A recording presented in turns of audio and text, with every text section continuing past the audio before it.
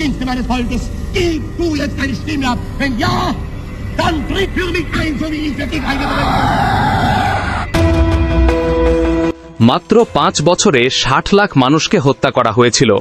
এদের মধ্যে ছিল ইহুদি, ছিল সমকামী, আর খুনি ইতিহাসের সবচেয়ে ঘৃণিত, সবচেয়ে আলোচিত নাম অ্যাডলফ হিটলার।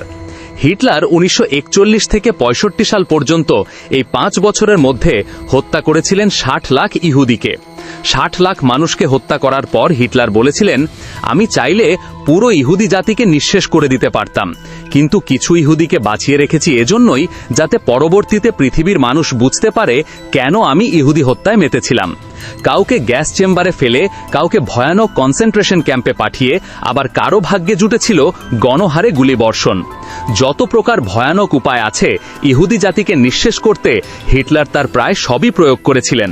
তিনি শুধুমাত্র ইহুদিদের ঘৃণা করতেন এমনটি নয়, সমানভাবে ঘৃণা করতেন সমকামীদেরও। তারই নির্দেশে 1 লাখ সমকামী পুরুষকে আটক ও হত্যা করা হয়েছিল। 1945 সালের 30 এপ্রিল আত্মহত্যার আগে হিটলার একটি নোট লিখে যান, যেখানে তিনি লেখেন, আপনারা কয়েক শতাব্দী পরে মিলিয়ে দেখবেন আমি ঠিক লিখছি কিনা। ভবিষ্যতে পৃথিবীতে ইহুদিরা ভয়াবহ হত্যাকাণ্ড চালাবে, আর ইউরোপীয়রা এই রক্তপাতের জন্য সমানভাবে দায়ী থাকবে। আজকের ভিডিওটি হিটলারকে নিয়ে নয়, হলোকাস্টের পেছনের রাগ অভিমান নিয়ে আজকে আমরা জানব কোন শৈশব তাকে করেছিল বিষাক্ত, কোন ভালোবাসা তাকে করেছিল নিঃশব্দ বিদ্বেষী, আর কোন পরাজয় তাকে বানিয়েছিল রক্তপিপাসু সর্বনাশের রথচালক। ছোটবেলা থেকেই হিটলার ইহুদিদের ঘৃণা করতেন। 1889 সালে অস্ট্রিয়ার এক ছোট্ট শহরে জন্মগ্রহণ করেন হিটলার। তার স্বপ্ন ছিল নামকরা চিত্রশিল্পী হবেন, কিন্তু চমৎকার ছবি আঁকতে পারার পরও পরপর 2 বার ভিয়েনা আর্ট স্কুলে ভর্তির চেষ্টা করেও ব্যর্থ হন। ওই আর্ট স্কুলের রেক্টর ছিলেন একজন ইহুদি। ধারণা করা হয় সেখান থেকেই শুরু হিটলারের ইহুদি বিদ্বেষ। হিটলারের মা ক্লারা হিটলার 1907 সালে 21শে ডিসেম্বর স্তন ক্যান্সারে মারা যান। তার চিকিৎসা করেছিলেন একজন ইহুদি চিকিৎসক ডক্টর এডওয়ার্ড ব্লক। কেউ কেউ বলেন মাকে প্রচণ্ড ভালোবাসতেন হিটলার। তার মায়ের মৃত্যুর জন্য ওই ইহুদি ডাক্তারকেই দায়ী করতে শুরু করেন, যদিও ইতিহাস বলেই ভিন্ন কথা। সেই ডাক্তারের প্রতি হিটলারের সম্মান ছিল অন্যরকম, এমনকি তাকে নোবেল জয় বলেও আখ্যায়িত করেছিলেন। পরবর্তীতে অস্ট্রিয়া থেকে ইহুদিদের বিতাড়নের সময় আমেরিকায় চলে যাওয়ার জন্য অনুমতিও দিয়েছিলেন। ফলে ইহুদি বিদ্বেষের এই যুক্তি অনেকটাই দুর্বল।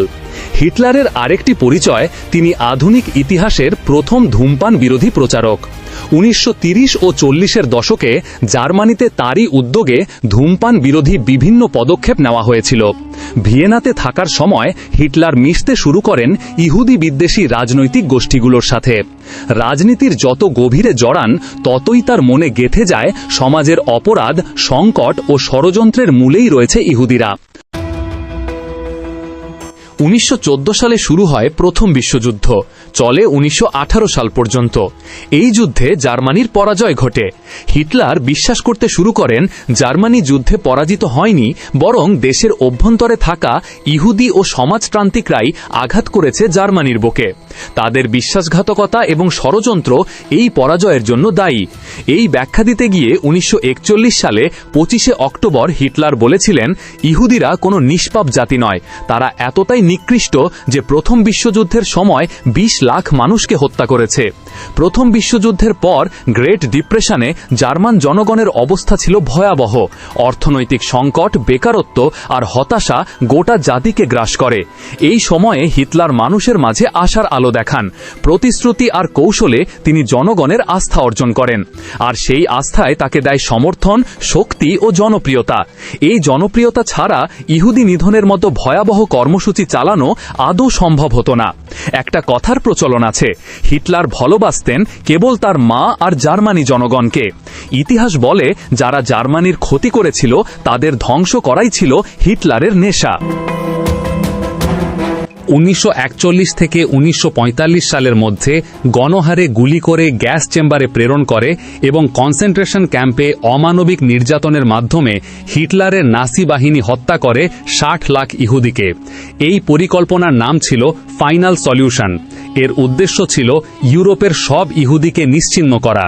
এই পরিকল্পনায় জন্ম দেয় ইতিহাসের নৃশংসতম অধ্যায় হলোকস্টের।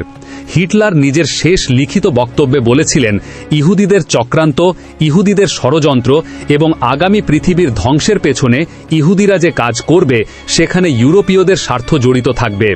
ইউরোপীয়রা মিলে একসঙ্গে পৃথিবী ধ্বংসের খেলায় মেতে উঠবে। আজ এ পর্যন্তই। আগামী ভিডিওতে আবার দেখা হবে ইনশাআল্লাহ। ততক্ষণ সুস্থ থাকুন, নিরাপদে থাকুন। আল্লাহ হাফেজ।